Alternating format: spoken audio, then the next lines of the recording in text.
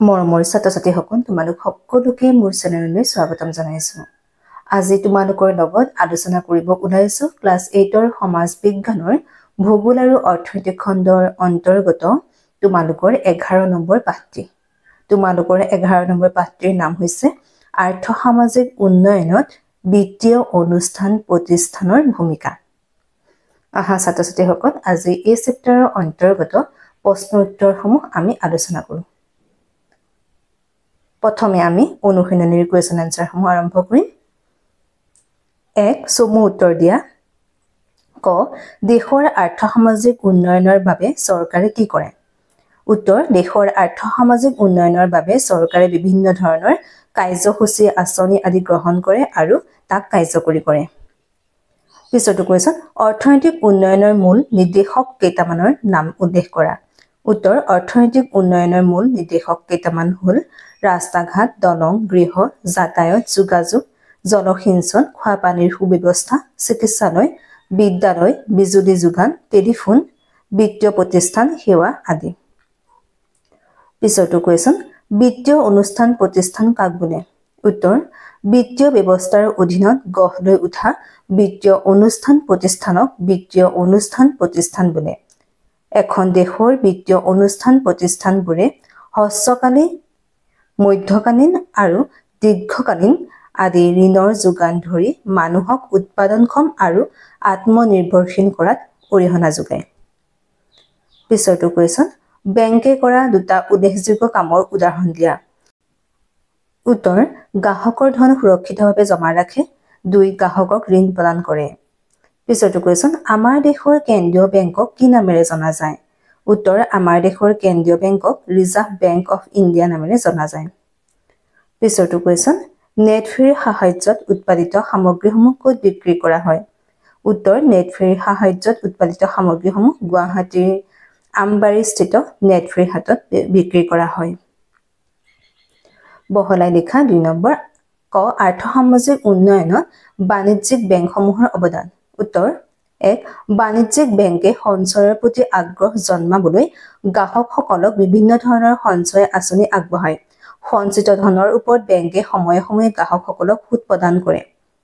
2 সম্পূৰ্ণ বিশ্বাসযোগ্যতাৰে মানুহক ঋণ প্ৰদান কৰি আৰ্থিকভাৱে সচ্ছল আৰু কৰ্মক্ষম হোৱাত সহায় কৰে আৰু প্ৰয়োজন সাপেক্ষে ব্যক্তি আৰু সমাজৰ স্বাৰ্থত ঋণৰ বাবদ ধাৰ্য কৰা সুদৰ পৰা ৰেহাই দি মানুহক উপাৰ্জনমুখী কৰাৰ দায়িত্ব বেংকে পালন কৰে। পিছৰটো পইণ্ট দুখীয়া কৃষকসকলে মহাজন বা ব্যক্তিগত ঋণদাতাৰ কাষ নচপাকৈ বাণিজ্যিক বেংকৰ পৰা ঋণ লৈ নিজৰ আৰ্থিক কাম-কাজ সুকলমে চলাই নিব পাৰে। পিছৰটো পইণ্ট বাণিজ্যিক বেংকসমূহে ছাত্ৰ-ছাত্ৰীসকলক শিক্ষাৰ ঋণ আগবঢ়ায় যাতে উচ্চ শিক্ষাৰ প্ৰতি তেওঁলোকৰ ধাউতি বাঢ়ে। শিক্ষা সমাপ্ত নকৰালৈকে ছাত্ৰ-ছাত্ৰীসকলে এই ঋণ বেংকত উভতাব নালাগে। আনকি শিক্ষা শেষ কৰাৰ 18 মাহ পৰ্যন্ত ঋণ পৰিশোধৰ ম্যাদ বঢ়াই দিয়া হয়। পিছৰটো কুৱেশ্যন উত্তৰ-পূব ভাৰতৰ অৰ্থনৈতিক বিকাশত উত্তৰ-পূব পৰিষদ আৰু উত্তৰ-পূব উন্নয়ন বিত্তীয় নিগমৰ ভূমিকা। উত্তৰ অসম, মেঘালয়, অৰুণাচল প্ৰদেশ, ত্ৰিপুৰা, নাগালেণ্ড, মণিপুৰ, মিজোৰাম আৰু ছিকিমক লৈ উত্তৰ-পূব ভাৰত গঠিত। এই বৃহৎ অঞ্চলটোৰ সামগ্ৰিক উন্নয়নৰ লক্ষ্য আগত ৰাখি ভাৰত চৰকাৰে 1971 চনত উত্তৰ-পূব পৰিষদ নামৰ অনুষ্ঠানটো গঠন কৰে। এই অনুষ্ঠানৰ লক্ষ্য আৰু উদ্দেশ্যসমূহ যেনে 1 সুষম আঞ্চলিক উন্নয়নৰ জৰিয়তে আঞ্চলিক ভাৰসাম্যতা ৰক্ষা কৰা আৰু অসমতা দূৰ কৰা। 2 উত্তৰ-পূব ভাৰতৰ ৰাজ্যবিলাকৰ মাজত সহযোগিতা, সুসংহত প্ৰচেষ্টা আৰু ঐক্য বৃদ্ধি কৰা। 3 অংশীদাৰ ৰাজ্যবিলাকৰ আন্তঃগাঁথনিমূলক ব্যৱস্থাবোৰৰ উন্নয়নৰ বাবে প্ৰচেষ্টা চলোৱা। আনহাতে উত্তৰ-পূব ভাৰতৰ অন্তৰ্গত ৰাজ্যসমূহত বিত্তীয় সাহায্য আগবঢ়োৱাৰ নিমিত্তে 1995 চনত উত্তৰ-পূব উন্নয়ন বিত্তীয় নিগম বা নেটফেৰী নামৰ প্ৰতিষ্ঠানটো স্থাপন কৰা হৈছে। ক্ষুদ্ৰ উদ্যোগ, কুটিৰ উদ্যোগ, হস্ততাঁত, বস্ত্ৰ উদ্যোগ, আত্মসহায়ক গোট আদিৰ উৎপাদিত বস্তু বিক্ৰীৰ বাবে এই নিগমে সা-সুবিধা আগবঢ়ায়।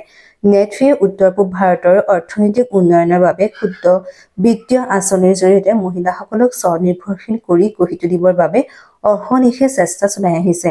আত্মসহায়ক গোটসমূহ এই প্ৰচেষ্টাৰে সুফল। পিছৰটো কুৱেশ্যন আত্মসহায়ক গোট গঠনৰ লক্ষ্য আৰু উদ্দেশ্যসমূহ। উত্তৰ আত্মসহায়ক গোট গঠনৰ লক্ষ্য আৰু উদ্দেশ্যসমূহ হ'ল 1. আত্মসহায়ক গোট গঠনৰ জৰিয়তে সমূহীয়াভাৱে কাম কৰাৰ শক্তি আৰু উদ্যম সৃষ্টি কৰা 2. উন্নয়নমূলক আঁচনিৰ জৰিয়তে বিত্তীয় প্ৰতিষ্ঠানৰ পৰা ঋণ গ্ৰহণৰ সুবিধা লোৱা 3. গোটৰ সদস্যসকলে সমূহীয়াভাৱে অৰ্থনৈতিক কাৰ্যসূচী গ্ৰহণ কৰা 4. গোটৰ সদস্যসকলৰ মাজত সঞ্চয়ৰ অভ্যাস গঢ়ি তোলা 5. গ্ৰাম্য জনসাধাৰণৰ মাজত সজাগতা সৃষ্টি কৰি নিজক সহায় কৰাৰ মানসিকতা গঢ় দিয়া 6.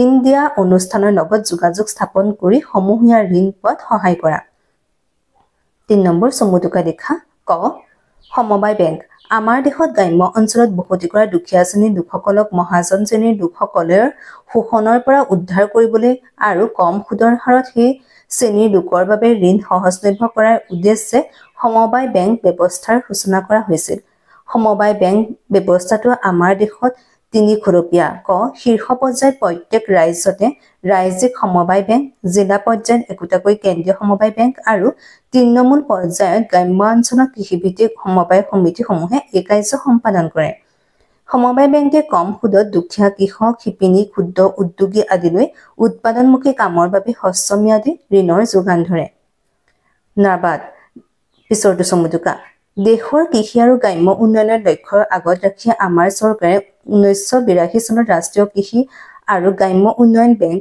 নামৰ এটি বিত্তীয় প্ৰতিষ্ঠান স্থাপন কৰে এই বেংকে সকলো প্ৰকাৰৰ ঋণ কৃষি ঋণৰ লগতে গ্ৰাম্য উন্নয়নৰ বাবে বিভিন্ন আঁচনি প্ৰকল্প আদিৰ বাবে ঋণৰ যোগান ধৰে এই ঋণসমূহ হ্ৰস্বকালীন আৰু দীৰ্ঘকালীন হিচাপে আগবঢ়োৱা হয় সমবায় বেংক ভূমি উন্নয়ন বেংক আঞ্চলিক গ্ৰামীণ বিকাশ বেংক বাণিজ্যিক বেংকসমূহক নাবাৰ্ডে ঋণ প্ৰদান কৰে গ্ৰামীণ ঋণ সৰবৰাহৰ বাবে নাবাৰ্ডে ভাৰতীয় ৰিজাৰ্ভ বেংকৰ প্ৰতিনিধি হিচাপে কাম কৰে পিছৰটো চমুটোকা কেন্দ্ৰীয় বেংক এখন দেশৰ সমগ্ৰ বেংক ব্যৱস্থাটোৰ মুৰব্বী বা শীৰ্ষস্থানীয় বেংকটোৱে হ'ল কেন্দ্ৰীয় bank reserve bank of India হৈছে আমাৰ দেশৰ কেন্দ্ৰীয় বেংক এই বেংকটো 1935 চনত সংস্থাপিত হৈছিল কেন্দ্ৰীয় বেংক হৈছে বেংকসমূহৰ বেংক ই আন বেংকসমূহৰ হিচাপ পৰীক্ষা কৰে ৰিজাৰ্ভ বেংকে চৰকাৰৰ বেংক হিচাপ কাৰ্য সম্পাদন কৰে কাগজী মুদ্ৰা ছপা কৰাৰ একমাত্ৰ অধিকাৰ কেন্দ্ৰীয় বেংকৰহে থাকে কেন্দ্ৰীয় বেংকৰ বাহিৰে আন কোনো বেংকে কাগজী মুদ্ৰা ছপা কৰিব নোৱাৰে বাণিজ্যিক বেংকসমূহে ভাৰতীয় ৰিজাৰ্ভ বেংকৰ এজেণ্ট হিচাপে কাম কৰে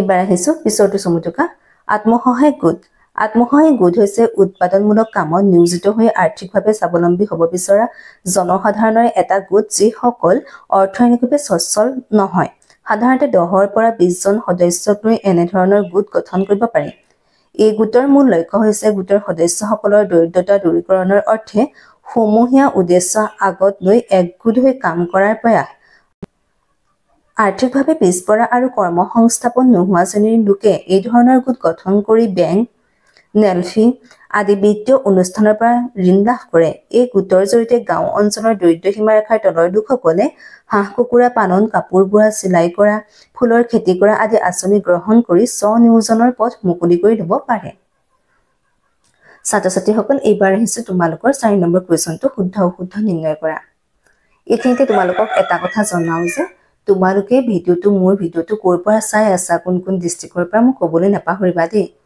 তেতিয়াহে গম পাম তোমালোকে মোৰ ভিডিঅ'বোৰনো কোনবোৰ ডিষ্ট্ৰিক্টৰ পৰা চোৱা আৰু কিবা অসুবিধা থাকিলে কমেণ্টৰ যোগে মোৰ লগত যোগাযোগ কৰিব পাৰিবা পাঠটো যদি বুজি পোৱা নাই মোক জনাবা পৰৱৰ্তী সময়ত মই পাঠটো বুজাই দিবলৈ চেষ্টা কৰিম এবাৰ আহিছো 4 নম্বৰ শুদ্ধ অশুদ্ধ নিৰ্ণয় কৰা ক বৰ্ধিত জনমূৰি আয়ে দেশৰ উন্নয়নত অন্তৰায় সৃষ্টি কৰে উত্তৰটো হ'ব অশুদ্ধ পিছৰটো কোৱেশ্যন উদ্যোগিক আৰু বিনিয়োগ বেংকে উদ্যোগ খণ্ডলৈ দীৰ্ঘকালীন ঋণ আগবঢ়ায় উত্তৰটো হ'ব শুদ্ধ পিছৰটো কোৱেশ্যন আত্মসহায়ক গোটে কেন্দ্ৰীয় বেংকত সেভিং বেংক একাউণ্ট খুলিব লাগে উত্তৰটো হ'ব অশুদ্ধ পিছৰটো কোৱেশ্যন নেটফ্ৰীৰ মুখ্য কাৰ্যালয় শ্বিলঙত অৱস্থিত উত্তৰটো হ'ব অশুদ্ধ পিছৰটো কোৱেশ্যন আৰ্থিকভাৱে সচ্ছল লোকসকলে আত্মসহায়ক গোটৰ সদস্য হ'ব পাৰে এইটো হৈছে অশুদ্ধ ছাত্ৰ-ছাত্ৰীসকল এইখিনি আছিল এই চেপ্টাৰৰ অন্তৰ্গত কুৱেশ্যন আনসাৰ ভিডিঅ'টো চাই কেনে পালা যদি ভাল পাইছা লাইক কৰিবা কমেণ্ট কৰিবা আৰু নিজৰ বন্ধু-বান্ধৱীসকলক যিমান পাৰা সিমান শ্বেয়াৰ কৰিবা যাতে তেওঁলোকো উপকৃত হয় লগতে মোৰ চেনেলটো সাবস্ক্ৰাইব কৰি দিবলৈ নাপাহৰিবা ধন্যবাদ